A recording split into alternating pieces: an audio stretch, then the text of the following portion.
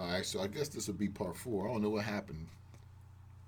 You know, these technologies. Anyway, okay, so we just break that where it said that Revelation 13 and 2. Go down. Okay. See authority. Okay. So 13 and 5 said, and there was given to him a mouth speaking great things and blasphemies, and power was given to him to continue for 42 months. Right? 40 and 2 months. And he opened his mouth to blaspheme against Yahweh and to blaspheme his tabernacle and them that dwell in heaven. Now I want to go to this right here, this 42 months. Now if we look up the history of the Italian-Ethiopian conflict, 1936, let me see. I got it here.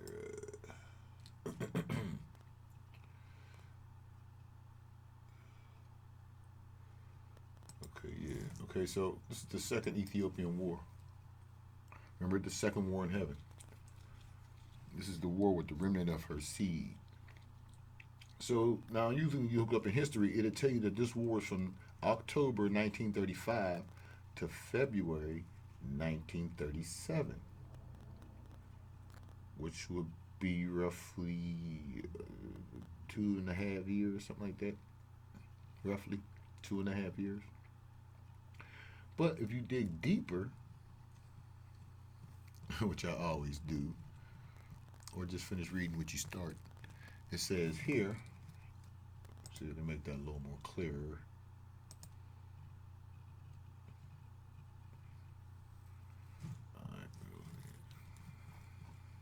Okay, it says that, let me see, the provinces of Eritrea, Italian, Somaliland, okay, right here.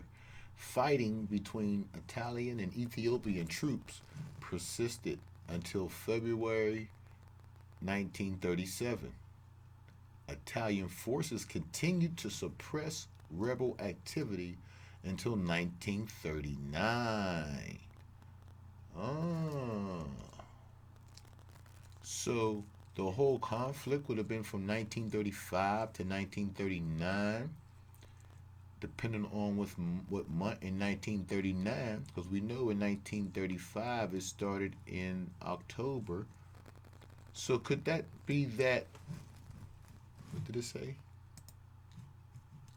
42 months? Because power was given to him to continue for 42 months. 1935 to 1939. And he opened his mouth and blasphemed against Yahweh, to blaspheme his name and his tabernacle that dwelt in heaven, and them that dwelt in heaven in Ethiopia. So let's see him blaspheme.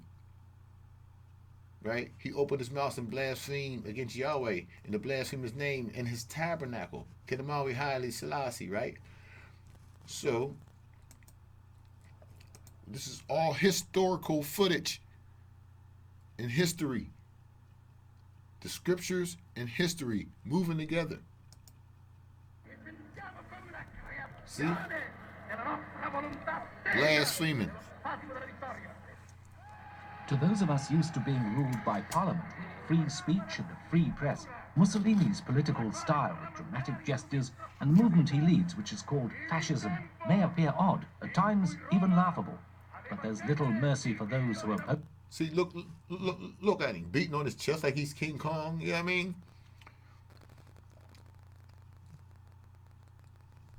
Okay, so we see this is the fulfillment of this. So, and it was given to him to make war with the saints and to overcome them. Let's go here. Because remember, all this was written to happen. All this was written to happen. All this was written to happen. Scriptures must be fulfilled. Look, October 3rd, 1935 to February 19th, 1937, which we already see that it was actually 39. Location Ethiopia, result Italian victory. Right? The Italian victory.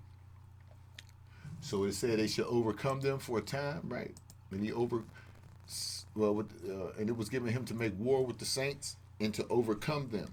And power was given him over all kindreds and tongues and nations, and all that dwelt upon the earth shall worship him whose names are not written in the book of life of the Lamb, slain from the foundation of the world.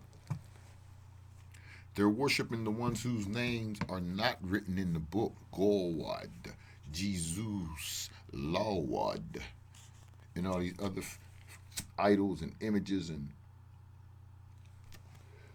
whatever you want to call it. But okay, so now it says, if any man have an ear, let him hear.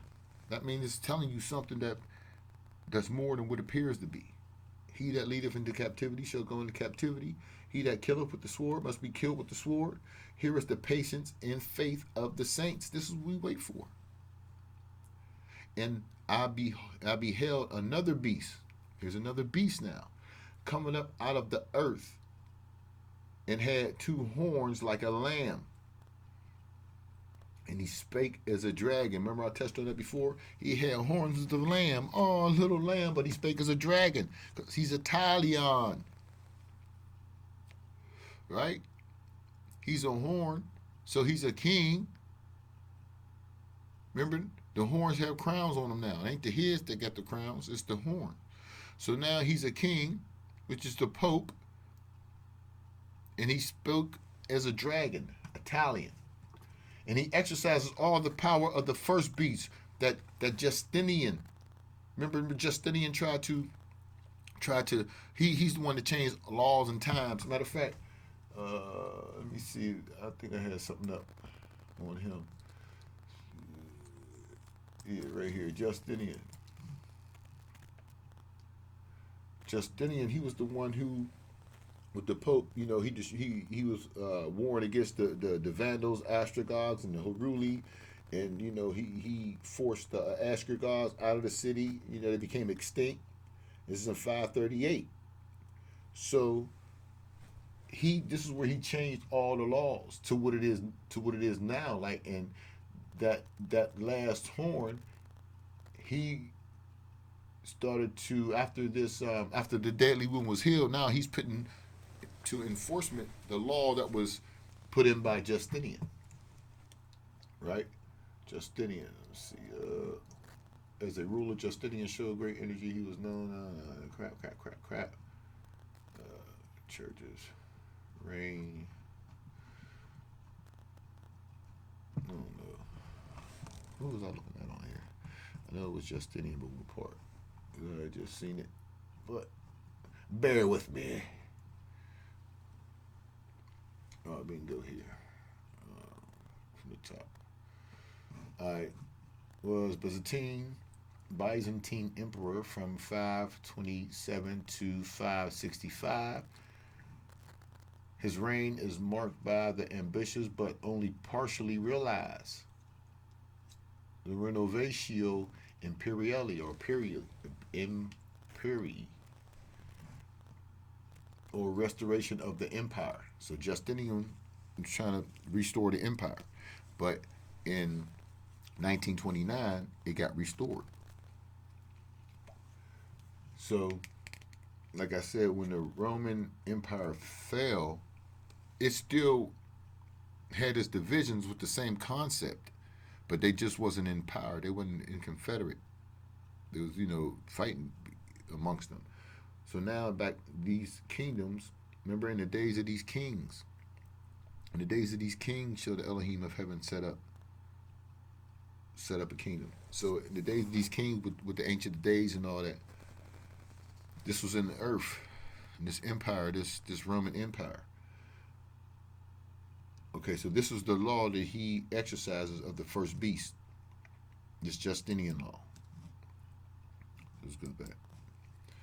Okay, so he exercises all the power of the first beast before him, and causes the earth and them which therein to dwell, and them which dwell therein to worship the first beast whose deadly wound was healed. Right? Still with this Italian. Worship the first beast, the Italian Pope, right? With those values and laws.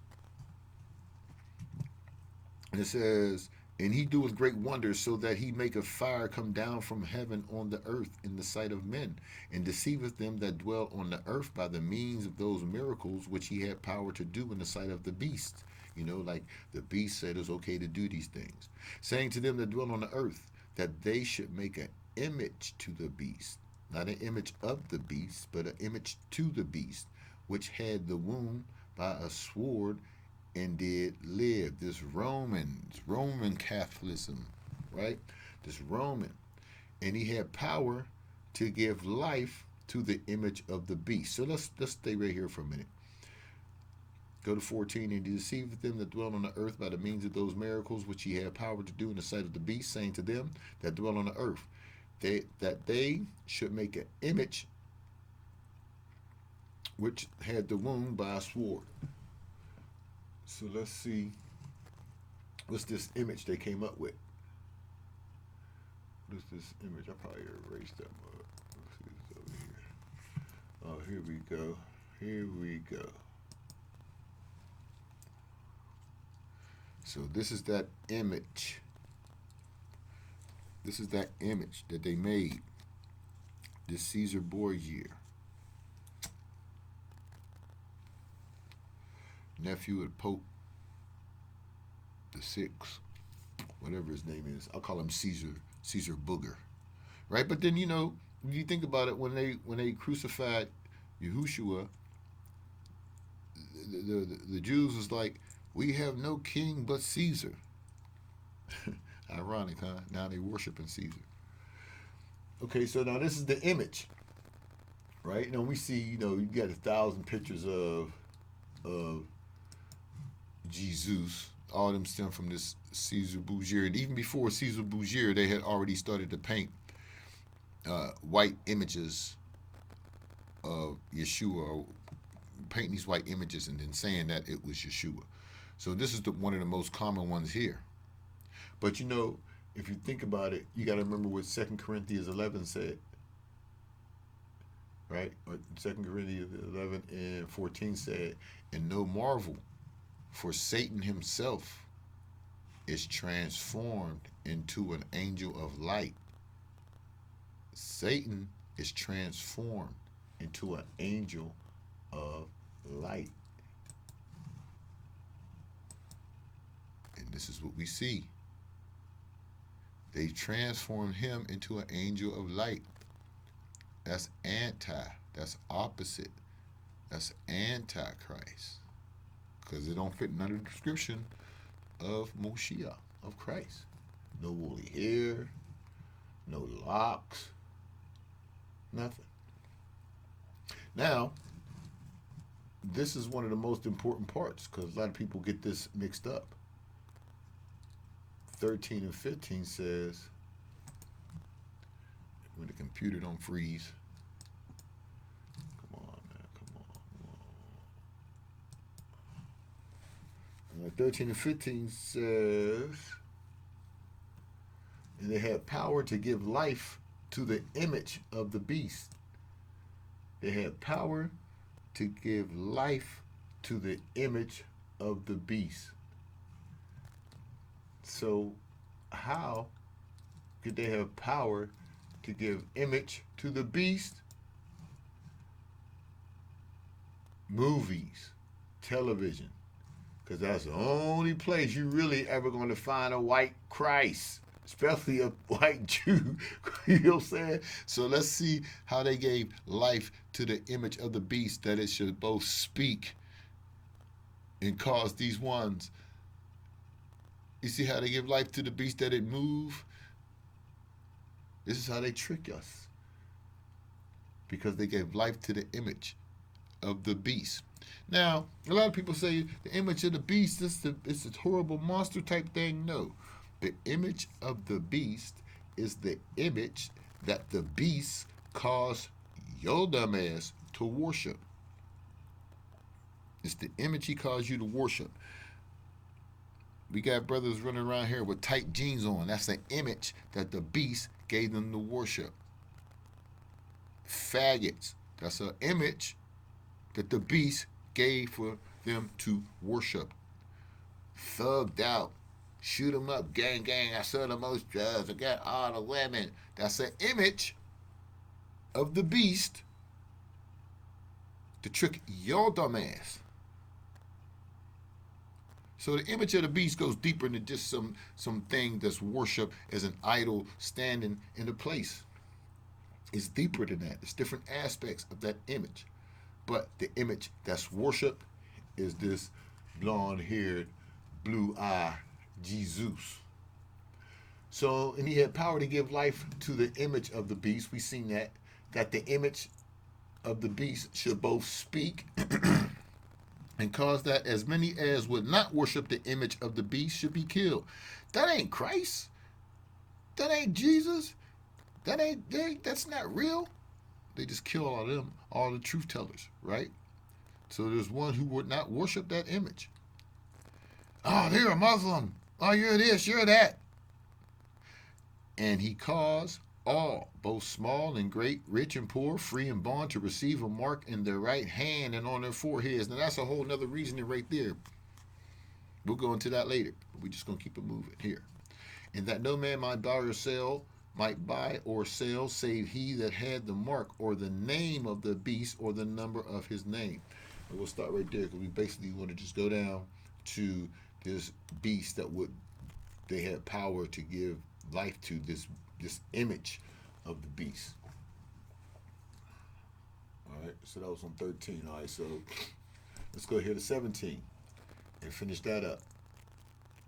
Because all this got to do with this Roman Empire and the beast being the papal system and the dragon being Italy and the man-child being Kedamawi Haile Selassie, the King of Kings of Ethiopia, sitting on the throne of King David, descendant of Solomon and Sheba, on the throne of Elohim as the Lion of the tribe of Judah. 17:4. And the woman was arrayed in purple and scarlet. And we already did that in the last video. But if no, I don't have that much time. So we did in the last video. The woman was arrayed in purple and scarlet. That's the whole Catholic system. Okay, go down to 5. And upon her forehead was the name written, Mystery Babylon the Great, the mother of harlots and abominations of the earth. So Mystery Babylon, that means there's a mystery to who is or what is Babylon. This is Mystery Babylon. I mean Babylon that they don't know about that really is. Because there's really confusions about that. I heard one person say, I think Babylon is really Babylon, like they're going to rebuild it. That's just dumb. Anyway, so this mystery, this Babylon, the great, the mother church system of harlots and abominations of the earth. You already know what's going on in the Catholic Church. In this pedophile child slave ring that's going on, promoted by this system. So, and I saw the woman drunken with the blood of the saints and with the blood of the martyrs of Yeshua, Bruku. And when I saw her, I wondered with great admiration. He admired her, like, oh, look how beautiful this church is, this system is. With the gold and silver and scarlet and purple. And the angel said to me, why? Wherefore didst thou marvel? I will tell thee the mystery, the mystil of the woman and of the beast that carrieth her. The church and the beast, the Pope system that carrieth her, which have the 7 heads and 10 horns. The 7 heads, 7 mountains, 7 governments, and the 10 horns, those 10 toes, those 10 kingdoms. The beast that thou sawest was and is not, and shall ascend out of the bottomless pit and go into perdition, strife, war, hell. And they that dwell on the earth shall wonder, whose names were not written in the book of life from the foundation of the world, when they behold the beast that was and is not and yet is. You know, all this perdition, you know, something like World War II or something like that. When they behold the beast that was and is not, that Roman system that was and is not, but now is. And here is the mind which have wisdom. The seven heads are seven mountains or governments on which the woman sitteth. Seven governments which the main religion in that country is Catholic, Roman Catholic. And there are seven kings. Five are fallen, and one is. And another is not yet come. And when he cometh, he must continue a short space. Now, you got to think about these, when I was talking about these 10 toes and these 10 kingdoms, right? And these seven kings, the five are fallen. You got to remember the 10 kingdoms were the Alemanni, the Germans, the Franks, French, the Burgundian, the Swiss, the Suevi, Portugal, the Anglo-Saxon, the Britain, Spain, the Visigoths, Spain, in the Lombard, Italy, the Vandals, the Ostrogoths, and the Heruli. Now, the Vandals and Ostrogoths and the Heruli, they were destroyed by the Pope of Rome. And the Roman Emperor Justinian, with the Pope, thrust the Ostrogoths out of the city of Rome. They became extinct. So in 538 AD, the Pope decreed that he should be the head of the Christian churches. Right? This is the time of these 10 toes, and it was part iron and part clay because they weren't clashing. You mean they were clashing? They weren't, accepting the Western teaching, and the Western teaching wasn't accepting the Eastern teaching. So they still had beef, but they still was a Roman Empire. They still had the emphasis or that spirit of that Roman Empire in them, but they just wasn't confederate, fighting amongst each other, right? So it says and there are seven kings, five are fallen, and one is, and the other is not yet coming. When he cometh, he must continue a short space. And the beast that was and is not, even he is the eighth, and is of the seven, and goeth into perdition. And the 10 horns which thou sawest are 10 kings, which have received no kingdom as yet, but receive power as kings 1 hour with the beast. So I thought when I first read that okay, they got a meeting 1 hour with the beast, and then they'll receive, power. But then it was deeper than that, because I didn't even see it from this aspect. Not that they spent the hour with the beast and then received power. They received power for 1 hour with the beast. So for this 1 hour of time, they had power with the beast. Now, I came upon that. Me and my brother Benaiah was talking, and he actually brought that concept to my train of thought. I didn't even look at it that way. But now that I look at it that way, and I recognize that His Imperial Majesty, right, was here for 82, 83 years. And we know that 1,000 years is 1 day to Elohim, to Yahweh, right? Is 1 day. So 40 years, using that sense of time, 40 years would be a half an hour. And 82, 83 years would be an hour.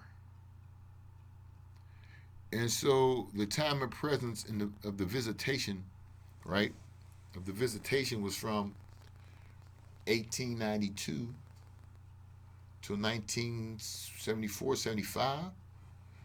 So with this 1 hour of the visitation that Elohim's tabernacle, and Elohim came to visit the earth and judge the nations and judge the kings of the earth, right?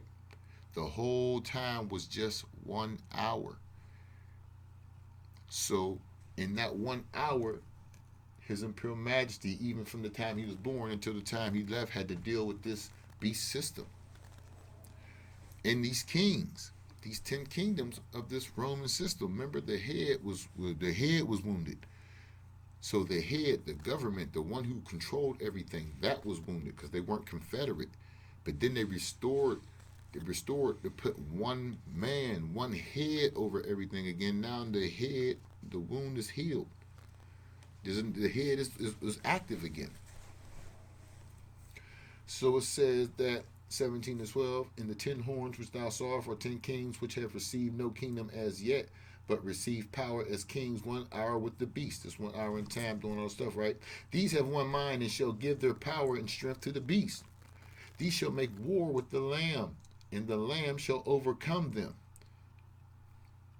Why? For he is the master of masters, or they like to say Lord of lords, and who? The King of kings. Kedamawi, Haile Selassie. So we see His Imperial Majesty, who we bear witness, is the tabernacle of Elohim, Abba, the Father, right? And we also see the Son. Why? Because it says in Revelation 5, it says, and behold, in the midst of the throne, the Lamb. The Lamb. So, He's the Master of masters. He's the King of kings. And they that are with Him are called and chosen and faithful. Then He saith to me, the waters which thou sawest where the whore sitteth, where the Catholic Church sitteth, are the peoples and multitudes and nations and tongues. Remember we went over that before? And the 10 horns which thou sawest upon the beast, these shall hate the whore, and shall make her desolate and naked, and shall eat her flesh, and burn her with fire. For Yahweh, Buruku, blessed be He, have put it in their hearts to fulfill His will, and to agree and give their kingdom to the beast, until the words of Yahweh, Buruku, shall be fulfilled. And the one which thou sawest is the great city, which reigneth over the kings of the earth. Rome. Or is it Babylon? Because New York got a lot of power coming up out of it, don't it? But, that's just my opinion. Who knows? Maybe we got to dig deeper in that. All right, so let's see what else we could touch on here. About to wrap this up for this video cutoff. All right, 17, 18, what else? Anything on that one? Nope, got everything covered on there. Got everything covered on the videos. Oh, also, because a lot of this stuff was suppressed. We didn't know nothing about this. But back in the time when Ethiopia was going through the trials with Italy, these are the Americans that volunteered to go over and fight and help Ethiopia, and even denounce their citizenship here and to join that movement over there. And of course, at the time, Marcus Garvey was preaching, back to Africa and everything. So these would be, at least my grandparents in this day, at this time. So it's not like our grandparents and stuff didn't know about it. Now a lot of grandparents, passed this information down who knew about it, but a lot didn't because of the, whole Martin Luther King thing that was, going on. And this was way before Martin Luther King really started doing this thing. I'm just talking about this mind frame of trying to get brothers and sisters to be more Europeanized in the scriptures than the Afrocentric roots. So this is them lining up actually to all sign up symbol to go. Of the whole continent. Until now, it alone had not been seized by white Europeans. See, Ethiopia wasn't seized by white Europeans. See, this Ethiopian volunteers register here. This line was around the corner, right? This is up in New York. So this line was around the corner. So this history is out there, right? This is history and the scriptures moving together. History and the scriptures moving together. So I think I got everything on there. I think that's about it. That's about it. All right, so this is your Wyndham Ra SAHAR TAFARI. Hopefully, I gave y'all some insight. Y'all can go in and do some research on these things. And there's always more to come. Until then, Yeshua Shalom. Jah Rastafari.